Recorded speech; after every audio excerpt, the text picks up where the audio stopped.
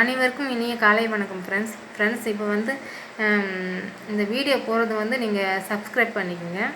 ஏன்னா பார்க்குறதா இருந்தால் இதை பற்றின விஷயம் வந்து நல்லா பெருசாக தெரியும். நீங்கள் வீடியோவில் பார்க்குறதும் ரொம்ப நல்லது. இப்போ வந்து நம்ம பார்க்க போகிறது ஸ்ரீ சோபகிருது ஸ்ரீ குரோரி வருடம், அதாவது 2024 வருடம் வந்து ஓடிட்டுருக்குது. இதில் வந்து எப்படின்னா வந்து இந்த காலண்டருக்கு பின்னாடி கொடுத்துருக்குற விஷயம் இது.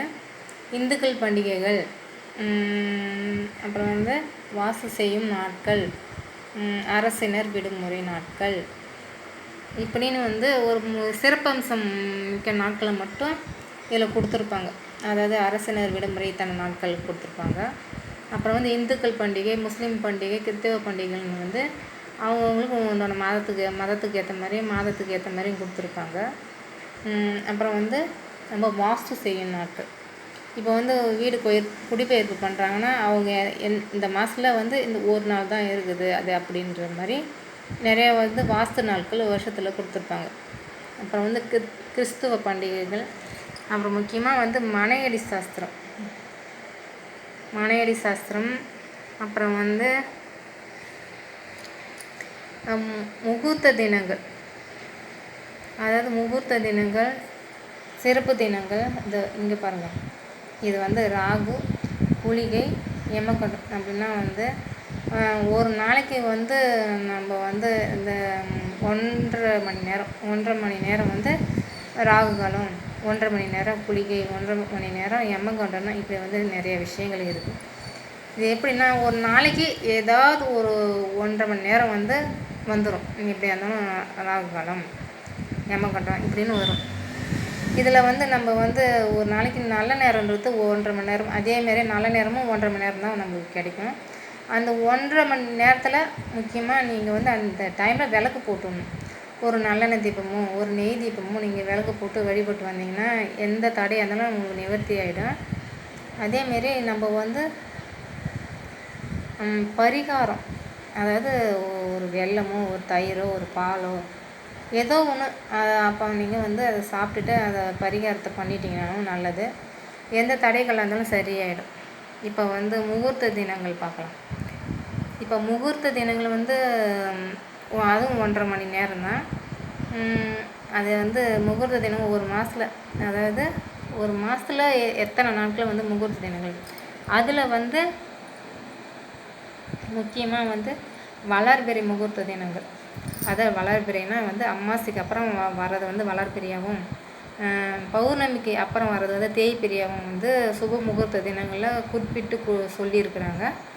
இப்போ வந்து வளர்பிறை தினங்களில் நீங்கள் பண்ணிங்கன்னா வந்து ரொம்ப கொஞ்சம் சிறப்பு அம்சம் வாய்ந்ததாக இருக்கும். ஏன்னா ஒரு சில விஷயத்துக்குள்ள வந்து நம்ம வளர்பிறை வளரணும், அப்படி வளர்பிறையை நோக்கி தான் போகணுன்ற மாதிரி ஒரு கண்ணோட்டம் இருக்கும். அதுவும் ஒரு விதத்தில் நல்லது தான். சப்போஸ் அது கிடைக்கல, அந்த நாள் கிடைக்கலன்னா தேய்பிறை முகூர்த்தத்துலேயும் சில விஷயத்தில் பண்ணுவாங்க. சரி, சுப முகூர்த்த தினங்களை பற்றி பார்த்தாச்சு. அடுத்தது வந்து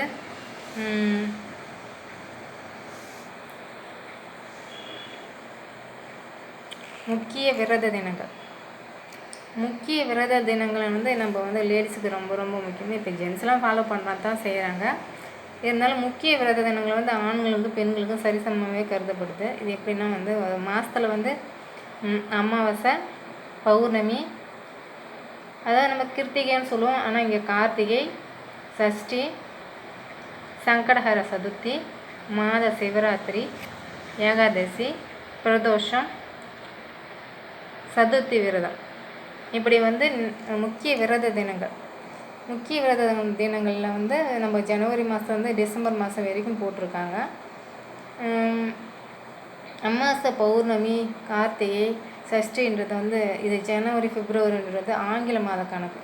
நான் சொல்கிறது வந்து அமாவாசை, பௌர்ணமி, கார்த்திகை, சஷ்டி நீங்கள் பார்க்குறது தமிழ் மாத கணக்கில் அந்த டைமை மட்டும் நீங்கள் பார்த்துக்க வேண்டியதான். சித்திரை மாதமா, வைகாசி மாதமா, இந்த மாதிரி மாத கணக்கில் அது எந்த டைமில் பிறகுது, எந்த டைமில் முடிவடையுது, அதான் நம்ம பார்க்க வேண்டிய முக்கியமான விஷயம். நீங்கள் இப்போ அமாவாசை விரதம் இருக்கிறீங்கன்னா அது எந்த டைம்லேருந்து ஆரம்பித்து எந்த டைமில் முடியுதுன்னு பாருங்கள். பௌர்ணமியாக இருந்தால் பௌர்ணமி எந்த நிமிஷத்துலேருந்து ஆரம்பிக்குதுன்னு பார்த்துட்டு எந்த நிமிஷத்துலேருந்து முடியுதுன்னு பார்த்துக்குங்க. எந்த விரதம் இருந்தாலும் அந்த விரதத்தில் நல்ல நேரம் இருக்குதான்னு பாருங்கள்.